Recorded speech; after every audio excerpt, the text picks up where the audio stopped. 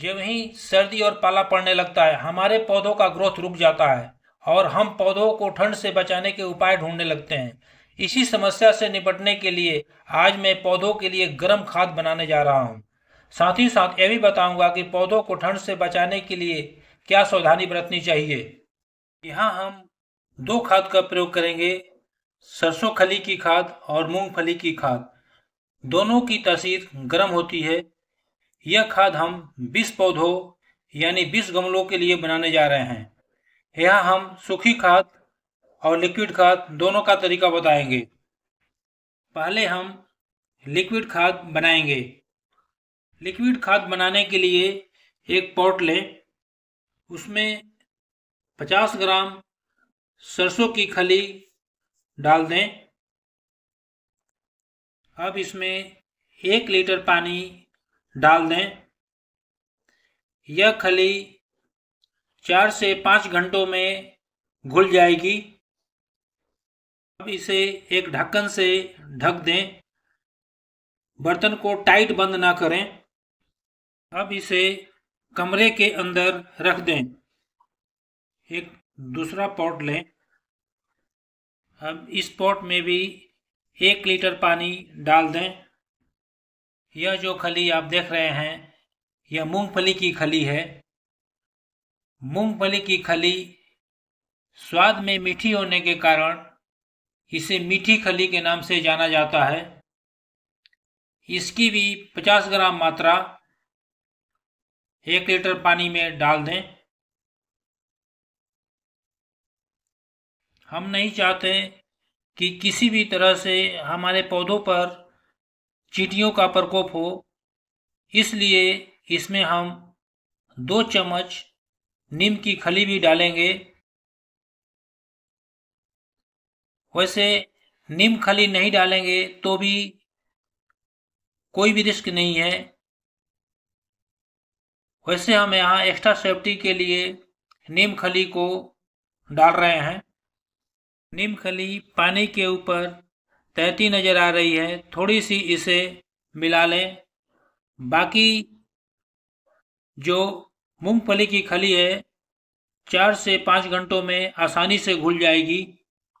अब इसे एक ढक्कन से ढक दें।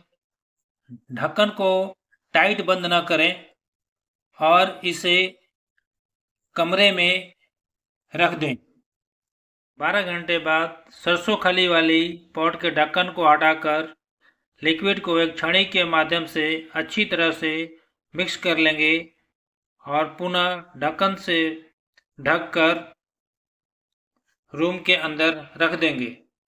इसी तरह 12 घंटे बाद मूंगफली खली वाले पॉट के ढक्कन को भी हटा लेंगे और एक छड़ी के माध्यम से लिक्विड को अच्छी तरह से मिक्स कर लेंगे। अब इसे ढक्कन से ढककर पुनः कमरे में रख देंगे।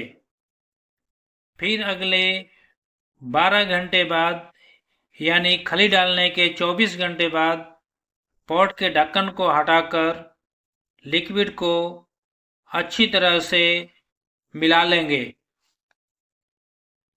पुनः ढक्कन से ढककर रख देंगे। इसी तरह 24 घंटे बाद सरसों खली वाले पॉट के ढक्कन को भी हटाकर उस लिक्विड को अच्छी तरह से मिला लेंगे।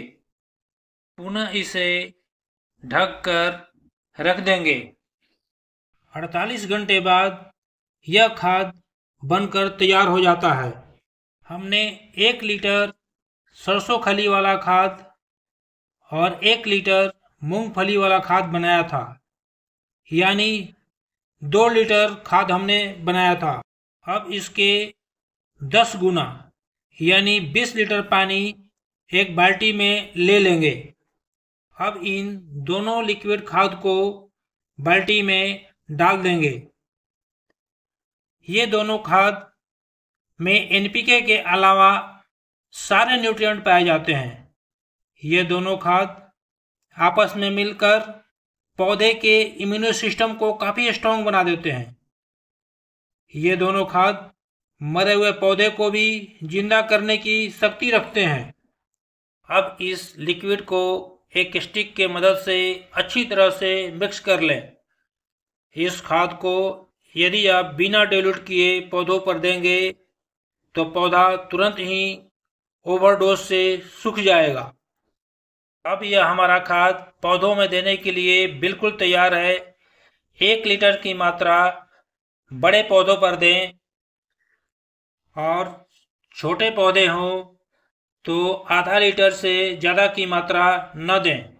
इस खाद को ड्राई यानी पाउडर फॉर्म में यूज करने के लिए हम मात्रा यानी क्वांटिटी उतना ही रखेंगे। हमने यहाँ 50 ग्राम सरसों की खली लिया है। अब इस खली को चूर्ण बना लें। इसके लिए आप सील पत्थर का प्रयोग कर सकते हैं या आप चाहें तो इसे मिक्सर ग्राइंडर में भी आसानी से पीसकर पाउडर बना सकते हैं। हमने सरसों खली की चूर्ण बना लिया है। इसी तरह 50 ग्राम मूंगफली की खली भी लें। इस खली का भी उसी तरह से चूर्ण बना लें। अब दोनों तरह की खली के चूर्ण को एक प्लेट में डाल लें। अब इसमें 2 चम्मच नीम खली को डाल देंगे। फिर इसे अच्छी तरह से मिक्स कर लेंगे। इसे डालने के पहले पॉट की मिट्टी की अच्छी तरह गुड़ाई कर दें और उसे 2 से 3 दिनों के लिए सूखने दें। अब एक गमले में 1 चम्मच की मात्रा पूरे पॉट में चारों साइड में अच्छी तरह से बिखेर दें। पुनः मिट्टी की दोबारा गुड़ाई कर दें। इसके बाद गमले में अच्छी तरह से पानी दे दें। इस बात का ध्यान रखें कि इस खाद को पूरी सर्दी में केवल एक बार ही देना है। साथ ही साथ सर्दियों में पौधों की देखरेख भी बहुत ज़रूरी होता है।